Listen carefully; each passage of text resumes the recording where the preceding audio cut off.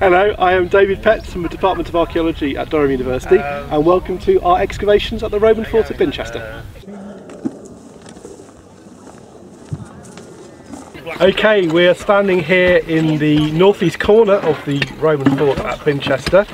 The building I'm standing right in at the moment is a Roman latrine.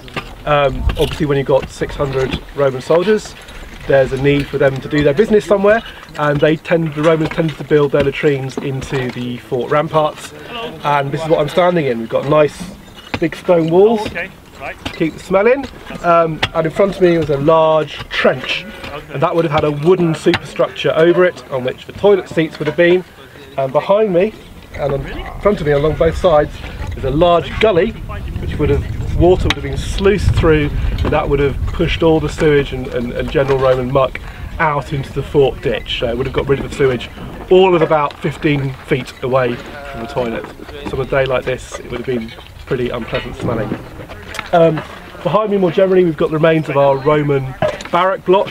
This is a Roman cavalry fort, so the barracks would have had both the Roman soldiers and their horses together in the same building, with a stable block rooms next to the Roman where the soldiers actually slept.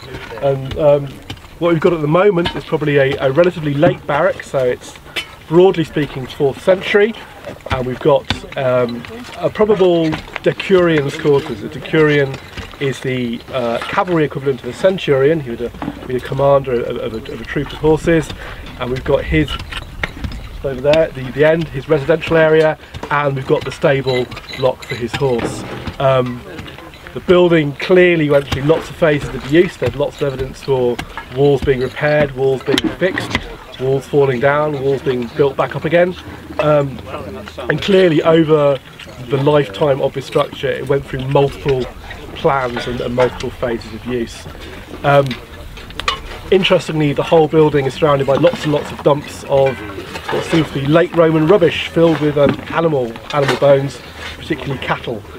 We've got very large scale Roman butchery going on, and one of our PhD students, Cameron Clegg, has been looking at this and says it's absolutely typical of the kind of butchery you get in late Roman sites.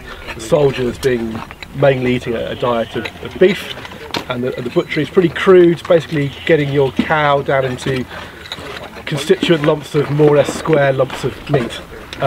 So crude but effective. Other features we have a small internal road which ran around the interior of the fort. There's a nice stone gully which runs along around it, and probably would have driven the water collected on site through our latrine here. Although it doesn't look like it today, generally speaking it can be quite wet up here, so there's lots of gullies and sluices and culverts which would have managed the water for the site. Okay, we're standing in what we think is probably a Roman bathhouse. You can see the structural remains are really impressive, walls surviving up to a height of between 6 and 7 foot. And the reason why the walls survive so well is that the building appears to actually be terraced into the hillside. So I'm really standing in what is most likely to be a basement or cellar, and there would be another floor above me. It's by far the nicest building on site. Unlike the building in the fort and the other buildings in the Vicus, these structures are, walls are mortared. We have nice plaster facing on most of the interior walls, so it's really quite a high status building.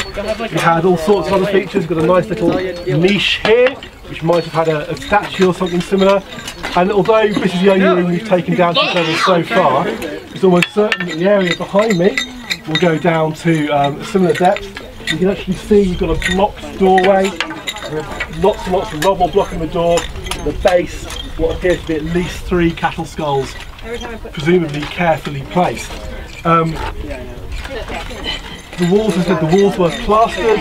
We've also got a whole series of iron nails, particularly on that wall over there, banged into the wall, and whether they were actually meant to hold some kind of wooden panelling or something, we're not quite sure, but we're slowly trying to understand the structure. It's clearly a complicated building. There's lots of evidence for changes of use. This cross wall is a later addition. It's clearly ducts over areas of plaster. There's another blocked up wall, front door behind me, and elsewhere in other rooms we've also got similar blockages and changes of phasing. When this bathhouse went out of use, probably in the 4th century, there was a massive change, and all these rooms were filled up with what appears to be really large dumps of late Roman rubbish, and this is particularly contains large amounts of animal bones. So these 3 rooms, this room, the room behind me, and the room that way, were filled up to a depth of about 6-7 foot of late Roman rubbish. We're talking tons and tons and tons of Roman refuse disposal. Mainly it contains animal bone and pottery, but we have found some nicer objects as well. This is the head of a Roman god we found in this trench. It came from just here in the doorway of the bathhouse between two of the rooms.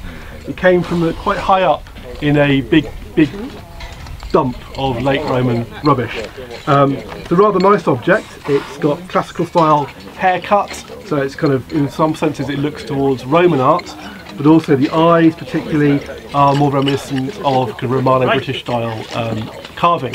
So it's a nice combination of international carving styles and more localised carving styles. As I said, it's almost certainly the head of a god, but there's no indication it's ever part of a bigger statue.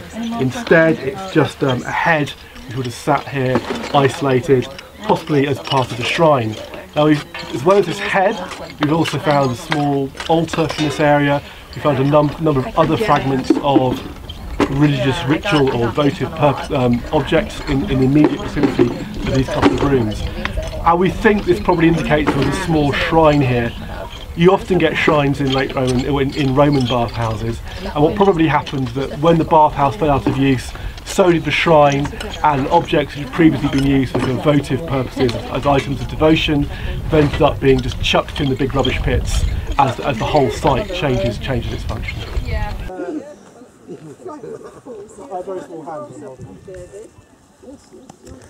Okay, we're standing in the civilian settlement outside the fort. We're running along one side of a trench.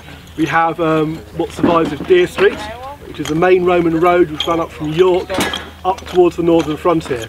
And the reason Binchester is here is because the fort stands at the point where Deer Street crossed the River Wear, so the fort's commanding an important river crossing. Now, in the civilian settlement, we've got a series of buildings fronting on to Deer Street. Behind me, over near the tree, are what are called strip buildings. We've got 2 of them, and these are like the light industrial units of the Roman world. They're probably used for craft activities, light industry, maybe as shops. They're fairly small buildings.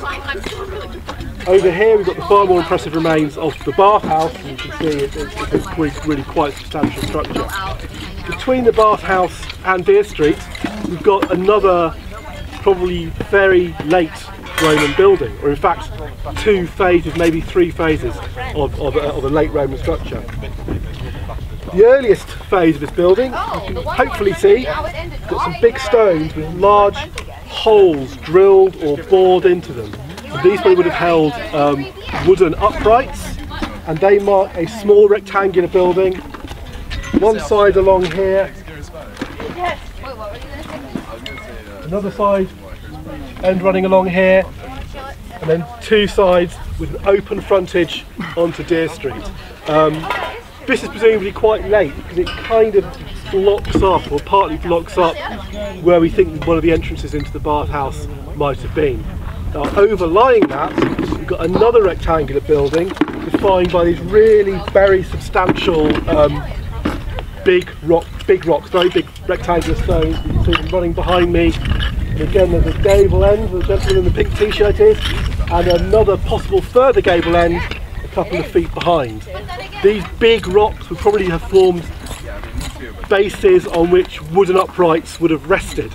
So clearly these late Roman buildings are very different in style to our very nicely coursed mortared stonework with plaster interior we find in the bathhouse. So I think they're quite symptomatic of what's happening at sites such as Binchester as we get towards the end of the Roman period. There's very big changes in the style of architecture. To find out more about Binchester Roman Fort, check out these links, also available in the video information.